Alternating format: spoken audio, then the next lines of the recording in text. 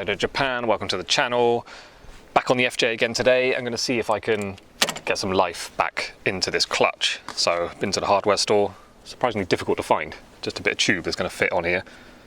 It's alright, I'll show you up close what I'm doing. Oh, it's such a mess down here. Right, so anyway, there's my bleed valve I need. You want a tube, that's an 8mm nut, yeah, so you need a bit of tube that's going to be a similar internal diameter. Squash it on there. If it's tight, good. Okay, this is really perfect. So it squeezes on there, nice and tight, so that's nice and airtight, and then I'm still obviously not going over the nut, so I need a spanner to open that. So your fluid is going to be pushed through this, or waste clutch fluid. It's nice to put it in a bottle. This is like the most flimsy, lightweight plastic bottle. Probably not a good idea, but I might even just put some stones in it just to weigh it down. But yeah, basically just have it going into something. Right, if you want to own an FJ, this is a job you're going to be doing before long. It's a common problem on these. You constantly have to bleed the clutch. My R1 parked right here. I've had it like 14, 15 months now. I haven't needed to do it at all. So Yamaha obviously sorted it out after they created this bike. Right, yeah. Motorcycle mechanics, other videos I saw on YouTube will say you got to put it on the center stand, which is advisable obviously, but you can get away without it simply by turning your bars to the right as much as you can, and then that's pretty much horizontal now. So it saves you a bit of time and effort. Just thinking about what I just said, this bike is customized. These clip-ons are actually upside down and on the opposite side to where they're meant to be. So what I just did, steering the bars like that, might not work on your bike, probably won't. Anyway, so it's advisable, put a towel around it. Clutch fluid. It's not lethal, but it will damage paintwork if you leave it on there a long time. And this is only a lightweight little cap. Might be plastic, might be aluminium or thin bit of steel, whatever. Doesn't usually, should not take a lot of strength to undo these nuts, screws. Okay, I might take those off. So I'll just put those down carefully. And this should lift up. There you go. Oh wow, that is completely dropped right down. Loads of dry bits in there. Oh god, it's filthy in there. Right, let me show you up close. Now check this out. It's all dried up, that's squashed right down. And then underneath it, there's just a tiny bit in there, and it's filthy. So I'm gonna get a tissue, I'm gonna put a rubber glove on, get a tissue and clean it out before I put any new stuff in. I mean, these bikes are old now, so if you've got these parts like this, thin rubber, I sort of look at them carefully. If there's any splits or they just look dried out or not gonna do its job properly, I'll just replace it. Should be quite cheap to replace. Anyway, let's put that down. That's not good.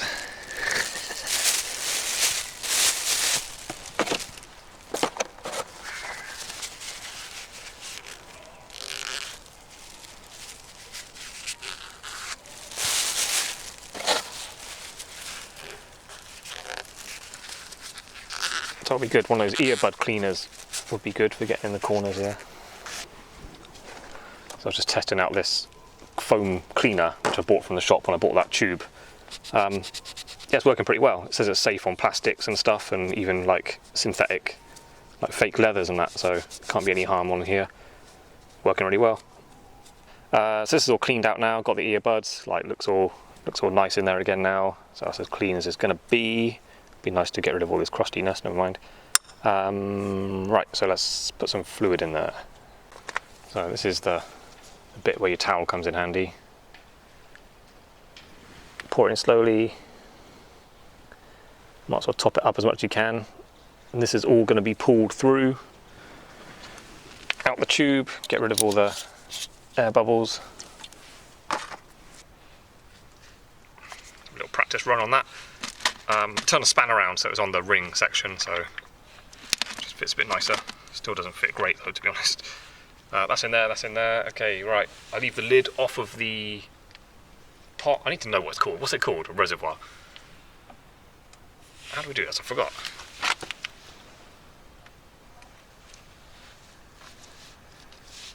open it, close it, release. Oh, there you go, look, a little bit come out. Open it, squeeze the clutch in, close it, release. And I keep an eye on the level of it as well, because you don't want it to run out, otherwise you'll just pull in air through again. You kind of effectively got to start again. So pull on the lever a little bit, open it, squeeze the lever right in, or not right in, about 3/4 of the way, close it, and then release it. Just keep doing that.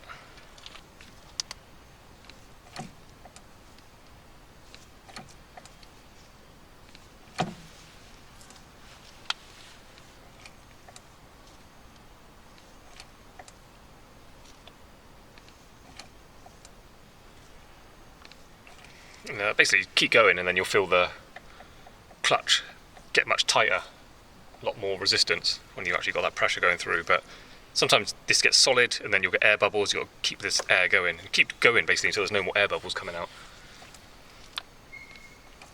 Just take your time, don't rush it. Okay, right, finally I got it. Resistance all the way there now. And then what happened was, I topped it up for the 3rd time and I was still pumping it down there, and it just felt like, I imagined there's just like an air bubble going backwards and forwards in the tube somewhere. So what I decided to do was bleed it from this nut. Just gave it a squeeze, same technique, just opened it and it went pfft. So there was a bit of air trapped there that was really slowing me down. So anyway, it's done now, and so I can put all the bits back on.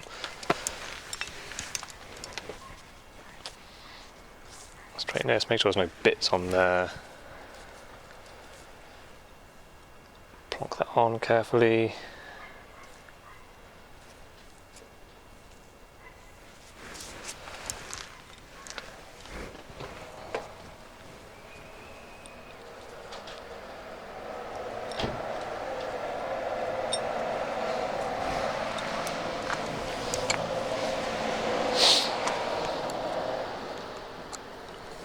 So remember, these are only fine little threads on these screws.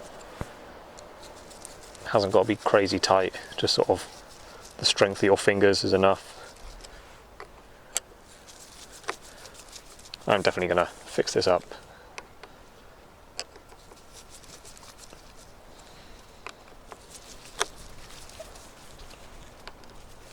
So alternate the tightness, there you go. That'll do. Cool. Topped right up, I can see my level there. It feels good. Got gears back. Great. Okay, so that was easy to do, but it did take me like 15, maybe even 20 minutes I've been out here, just pumping that lever, trying to get the fluid through. So if you took your bike to mechanics, they wouldn't think nothing of charging you between like 60 and 100 quid to do that. But it's so easy, it's well worthwhile doing it yourself. And just for the price of that was like 200 yen. It's like £1.50. Yeah, nothing, very little cost. An empty plastic bottle, 8mm spanner is all you need, and just a bit of time. So well worth the endeavour of learning to work on your bike yourself, because you save yourself a ton of money.